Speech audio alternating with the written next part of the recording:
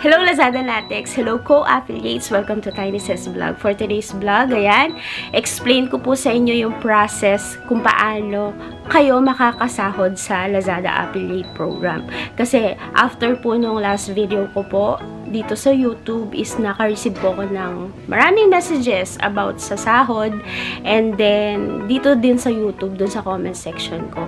I believe na mas magandang dito ko na po siya gawa ng tutorial para yung mga ibang magtatanong pa is malinawan po sila dun sa mga questions nila. Okay, gusto ko lang pong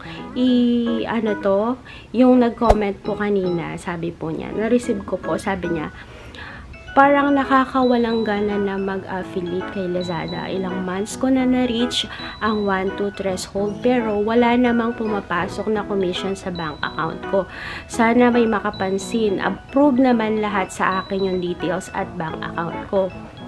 Ayun, mabuti pa daw kay TikTok, napakadali mag-withdraw at makakuha ng commission. So, yun. So, naiintindihan ko naman po yung mga ganitong situation. Pero ganito po kasi yun. So, first off, kailangan, ayan, yung umpisa po talaga ng pagiging affiliate is, kailangan mo talaga ng pasensya kasi medyo marami na po tayong mga affiliate, kaya naman yung mga admin natin talagang iniisa-isa po nila yan kasi pera yan eh, kaya kailangan masusi po talaga yung pag-check dahil marami na pong affiliate ngayon, medyo natatagalan po yung process ng pag-approve po nila. Pero wag po kayong mag-alala, once na na-approve na po lahat yung mga information na hinihingi, nakapagpasa na po kayo ng mga hinihingi nila na paper sa inyo, is tuloy-tuloy naman na po yung sahod. Ako po, nagawa ko na po. Even yung mga iba ko pong na-assist. Now, hindi po ako expert talaga, pero yung mga na-assist ko po is nakakuha naman na po sila ng sahod. So, ayan, meron po akong isa pong subscriber dito. In-assist ko po siya. Umabot po ng 80,000 yung kinukuha niya pong sahod kay Lazada. So, matagal din po yung process na hinintay po niya. Ang dami po naming pinalo up, ganun-ganun. Until, ayan, isa lang po pala yung kailangan niyang gawin, na-miss niya po yon, is yung pag-ship ng payment option. Kaya napakahalaga po talaga na, yun, balikan niyo po yung mga video tutorial na nagawa ko kasi step by step po yung mga ginawa ko po doon. Kailangan ma-approve muna yung mga information mo dito sa my information. Dito po yan sa app, okay? So, dito po sa general information, so in general na po to. Usually, ang nagiging problem po nila is yung format. Okay? Ito po yung dapat maging aware kayo. Kasi, di ba kapag na-disapprove po yung inyong application is meron pong reason po yan. Meron po kayo marireceive na email. Okay. Ito po yung mga common mistake ng ating mga co-affiliates kaya madalas disapprove po yung kanilang application. Based po dun sa mga na-assist ko po ito po yung mga reason po nila: risky account, incomplete account. So, ito po yung mga naging problem nila. Okay? Baka ito rin po yung maging problem nyo. Okay? Number 1 po dito po sa pag-upload ng ID. Okay? Dito po dapat hindi po siya ganito. Okay? Dapat malinaw po yung name and then yung ID number. Tapos yung pagkakat niya, kapag pinicturean nyo po siya, dapat malinaw. Tapos wala po siyang background. Okay? Dapat malinis po yung pagkakakat niya na ganito. Okay? Yung mismong ID lang dapat yung ikakat nyo. Tapos yun, dapat malinaw siya. And then, dapat meron po kayong TIN. Okay? Dun po sa mga nagsasabi na hindi na kailangan yung TIN. Kailangan po yung TIN dahil part po talaga siya ng requirements kahit saan po tayo magtatrabaho. So, basic requirement po yan. Kaya kailangan meron po talaga kayo at kumuha po talaga kayo. And then, dito naman po sa my main promotion channel. Okay, dito po, isa lang po yung isasubmit nyo para ma-verify po ng ating mga admin. So, dapat dito po yung Facebook page or yung Facebook account nyo po na isasubmit is pareho po siya sa name nyo. For example, full name nyo po yung ginamit nyo sa inyong Lazada affiliate. Dapat yung sa Facebook nyo is nakapangalan din sa inyo, no? Full name. Okay? Dapat po ganun. Okay? And then, yung mga nagsasabi na, ma'am, pwede po bang gumamit ng ibang account para mag-post ng mga affiliate link? Yes! Dito po, kailangan mo lang mag-submit ng isang Facebook for verification lang po na meron yung, kumbaga yung promotion channel mo. Pero, pwede ka rin mag-post sa ibang SOCMED mo or sa ibang social media account mo. As long as converted po yung affiliate link mo. And, makukonfirm mo lang na converted na po into affiliate link ang mga link kapag ganito na po siya. Mapapansin nyo, may CC po siya sa dulo. Okay? So, yan po.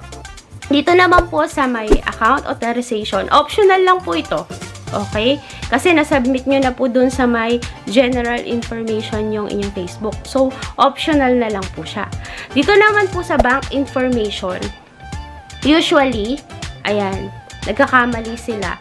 Pero guys, ayan, lalagay ko po sa ilalim or sa description box ko yung list ng mga bank na tinatanggap ng Lazada Affiliate Program para hindi po kayo malito.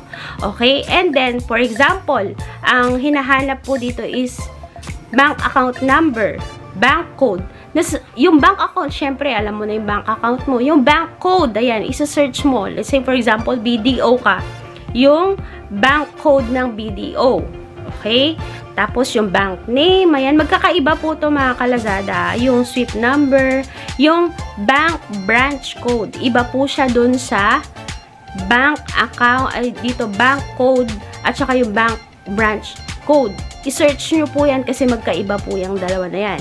And then, dito sa may bank account verification documents. Dito guys, pwede po yung online banking mo as long as nakikita po yung name and then yung account number mo. So, ako po, ang pinasa ko dito yung deposit slip ko po kasi nakikita po dun yung account number ko and then nakikita po dun yung name ko. Okay? Mahalaga lang naman dun kasi yung name and bank account mo para meron ka lang proof. And then, linawan mo lang. Okay? And then, i-upload mo. So, dapat maganda yung format niya, yung quality ng photo para mas ma-verify po ng team. Okay? So, usually, yun lang naman po yung nagiging problem, yung format, and then yung mga bank information nyo po. I-google nyo po yan kasi magkakaiba po yan. Okay? And then, kung hindi nyo po alam, di po kayo sure kung accepted po ba yung bank nyo, is ilalagay ko po yung link para makita nyo po yung mga list ng bank na ina-accept ng Lazada Affiliate Program.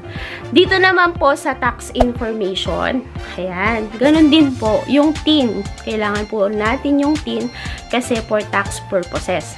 Okay? And then, dito sa picture, ganun din po, dapat wala siyang excess background. And then, dapat malinaw yung pagkaka-picture mo. Okay? And then, yun, upload mo siya. Dito, mga kalazada, kung direct ka, maglalagay ka ng dito what accepted, mag-fill out ka dito. Okay? Yung mga hinihingi nila.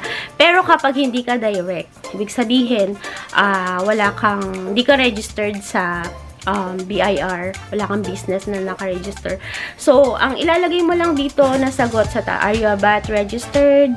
No, lagay mo dyan, will you be issuing monthly official receipt? Dahil hindi ka nga direct, no po yung ilalagay mo dyan. Tapos, ilalagay mo lang yung TIN mo. Then, upload ka lang ng picture ng iyong ID. TIN ID, and then, okay na. Huwag mo nang pakialaman yung sa baba. Okay na yon. Tapos, dito naman sa category. Dito sa category, please choose from the following categories. Pipili ka lang ng, ayan, ng 3. Ayan. Dito, mga kalazada, ayan, piliin mo yung mga niche mo talaga. Yung talagang pinopromote mo. Ako, hindi ko talaga tinatanggal yung beauty. At saka yung kids shoes, yung mga ganyan, woman shoes, yung mga ganon. Fashion, mga ganon. Basta, yung mga mabenta, yun yung piliin mo. Basta, wag mo tanggalin yung beauty. Kasi laging pinopromote ni Lazada yung last beauty. So, yun, bahala ka na. Basta 3.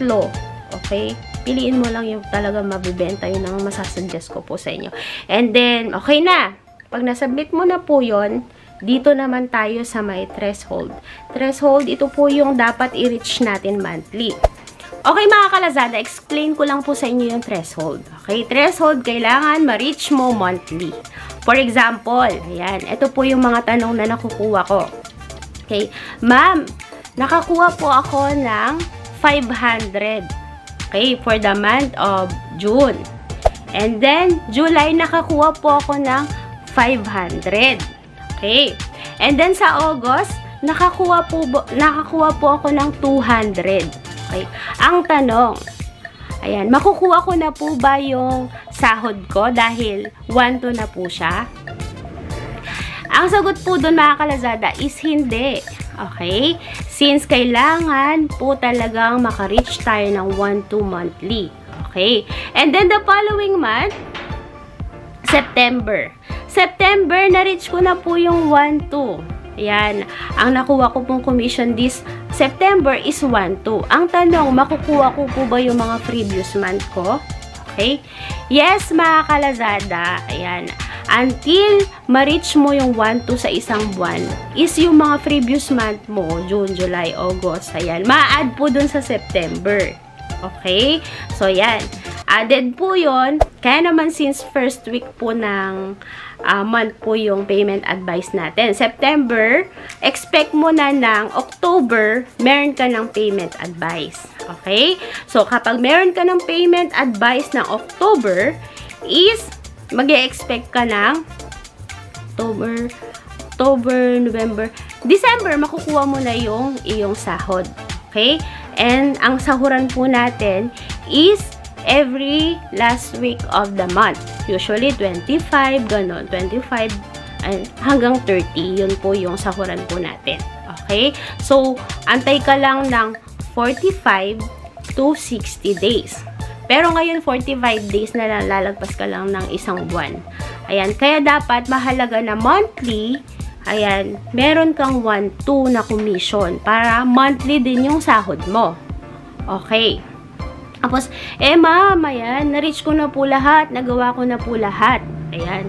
Pero hindi ko pa rin po nare-receive yung sahod ko. Naghintay na po ako ng 45 days, kagaya ng mga sinabi nyo po. Ayan, kagaya nga po ng sinabi ko dun sa na-assist ko.